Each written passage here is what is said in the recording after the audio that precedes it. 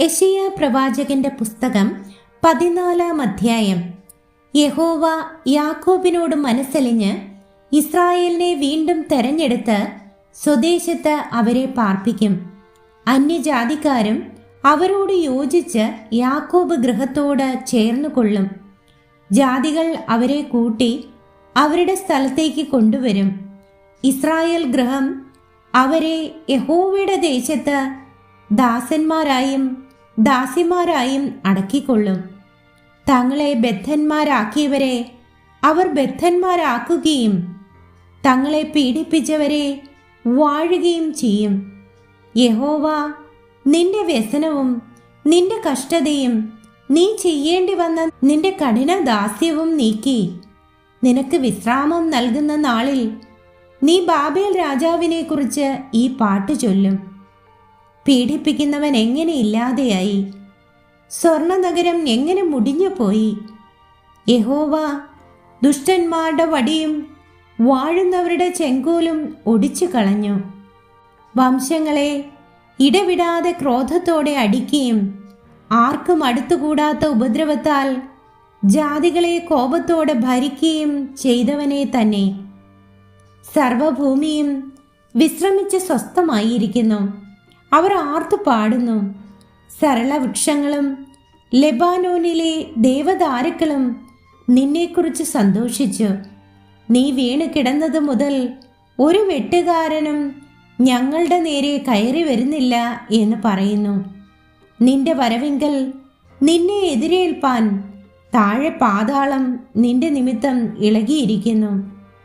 അത് നിന്നെ ചൊല്ലി സകല ഭൂപാലന്മാരുമായ പ്രേതന്മാരെ ഉണർത്തുകയും ജാതികളുടെ സകല രാജാക്കന്മാരെയും സിംഹാസനങ്ങളിൽ നിന്ന് എഴുന്നേൽപ്പിക്കുകയും ചെയ്തിരിക്കുന്നു. അവരൊക്കെയും നിന്നോട്, നീയും ഞങ്ങളെപ്പോലെ ബലഹീനനായോ, നീയും ഞങ്ങൾക്ക് തുല്യനായി തീർന്നുവോ എന്ന് പറയും. നിന്റെ ആഡംബരവും വാദ്യഘോഷവും പാതാളത്തിലേക്ക് ഇറങ്ങിപ്പോയി.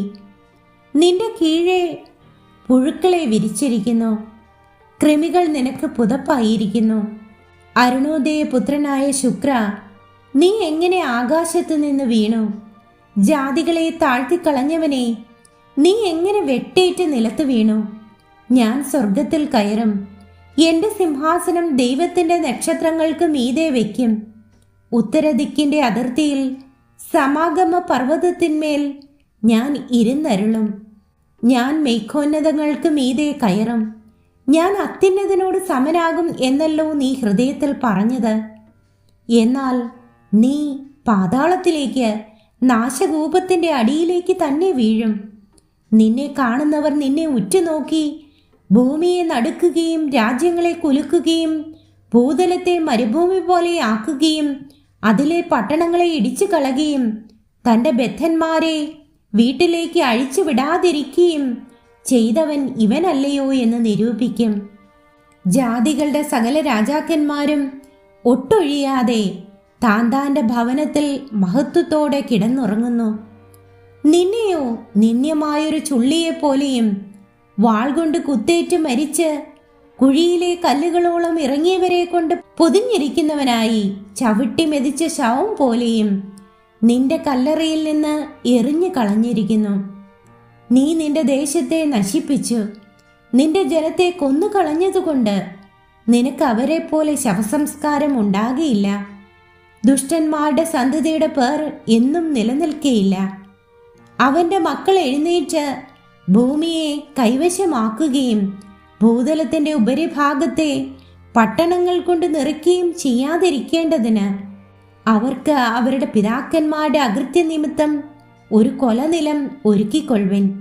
ഞാൻ അവർക്ക് വിരോധമായി എഴുന്നേൽക്കും എന്ന് സൈന്യങ്ങളുടെ യഹോവ അരുളി ചെയ്യുന്നു. ബാബേലിൽ നിന്ന് പേരിനെയും ശേഷിപ്പിനെയും പുത്രനെയും പൗത്രനെയും ഛേദിച്ചു കളയും എന്ന് യഹോവ അരുളി ചെയ്യുന്നു. ഞാൻ അതിനെ മുള്ളൻ പന്നിയുടെ അവകാശവും നീർപ്പൊയ്കകളും ആക്കും. ഞാൻ അതിനെ നാശത്തിൻ്റെ ചൂലുകൊണ്ട് തൂത്തുവാരും എന്നും സൈന്യങ്ങളുടെ യഹോവ അരുളി ചെയ്യുന്നു. സൈന്യങ്ങളുടെ യഹോവ ആണയിട്ട് അരുളി ചെയ്യുന്നത്, ഞാൻ വിചാരിച്ചതുപോലെ സംഭവിക്കും. ഞാൻ നിർണയിച്ചതുപോലെ നിവൃത്തിയാകും. എൻ്റെ ദേശത്ത് വെച്ച് ഞാൻ അശൂരിനെ തകർക്കും. എൻ്റെ പർവ്വതങ്ങളിൽ വെച്ച് അവനെ ചവിട്ടിക്കളയും. അങ്ങനെ അവൻ്റെ നുകം അവരുടെ മേൽ നിന്ന് നീങ്ങും, അവൻ്റെ ചുമട് അവരുടെ തോളിൽ നിന്ന് മാറിപ്പോകും. സർവഭൂമിയെയും കുറിച്ച് നിർണയിച്ചിരിക്കുന്ന നിർണയം ഇതാകുന്നു. സകല ജാതികളുടെയും മേൽ നീട്ടിയിരിക്കുന്ന കൈ ഇതുതന്നെ. സൈന്യങ്ങളുടെ യഹോവ നിർണയിച്ചിരിക്കുന്നു. അത് ദുർബലമാക്കുന്നവനാർ? അവൻ്റെ കൈ നീട്ടിയിരിക്കുന്നു. അത് മടക്കുന്നവനാർ? ആഹാസ് രാജാവ് മരിച്ച ആണ്ടിൽ ഈ പ്രവാചകമുണ്ടായി. സകല ഫിലിസ്ത്യ ദേശവുമായുള്ളവേ, നിന്നെ അടിച്ചവന്റെ വടി ഒടിഞ്ഞിരിക്കൊണ്ട് നീ സന്തോഷിക്കേണ്ട. സർപ്പത്തിന്റെ വേരിൽ നിന്ന് ഒരു അണലി പുറപ്പെടും. അതിൻ്റെ ഫലം പറക്കുന്ന അഗ്നിസർപ്പമായിരിക്കും.